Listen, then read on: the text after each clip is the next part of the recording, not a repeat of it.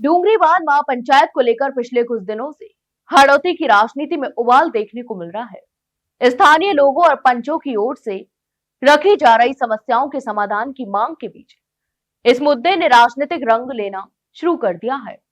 इसी क्रम में स्थानीय नेता रमेश मीणा के तीखे आरोपों ने पूरे घटनाक्रम को नई दिशा दे दी है।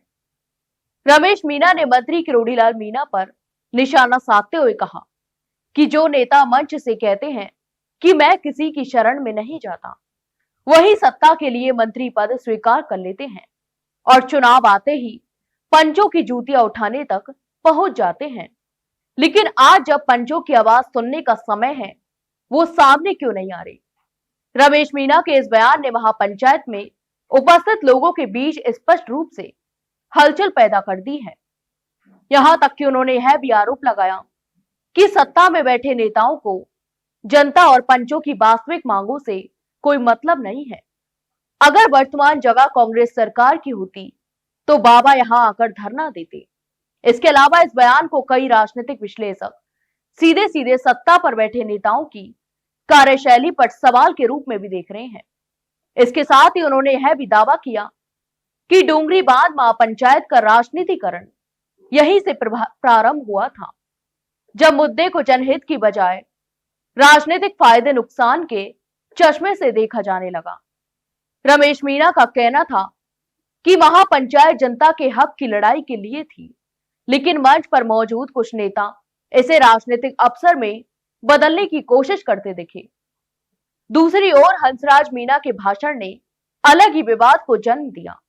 स्थानीय लोगों का कहना है कि उनके बयान ने पूरे आंदोलन को भ्रमित किया और लोगों के बीच असहमति भी पैदा की। कई ग्रामीणों ने दावा किया कि उनके वक्तव्य से ऐसा संदेश गया कि सरकार की रणनीति फूट डालो और राज करो की तरह काम कर रही है। आरोपों के इस दौर में सवाल उठ रहा है कि जब नरेश मीणा मंच पर मौजूद थे, तब हंसराज जी के भाषण के दौरान उन्होंने प्रतिक्रिया क्यों नहीं दी?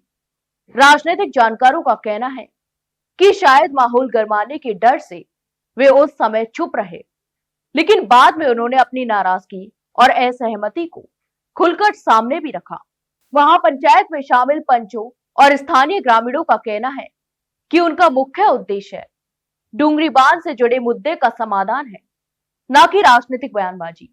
वे चाहते हैं कि सरकार का कोई वरिष्ठ प्रतिनिधि सीधे आकर उनकी बात सुने और समस्याओं पर स्पष्ट समाधान भी दे।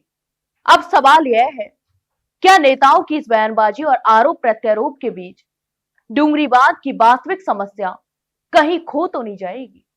महापंचायत में उठती आवाजें अब साफ संकेत दे रही हैं कि जनता और पंचों के धैर्य की सीमा खत्म हो रही है।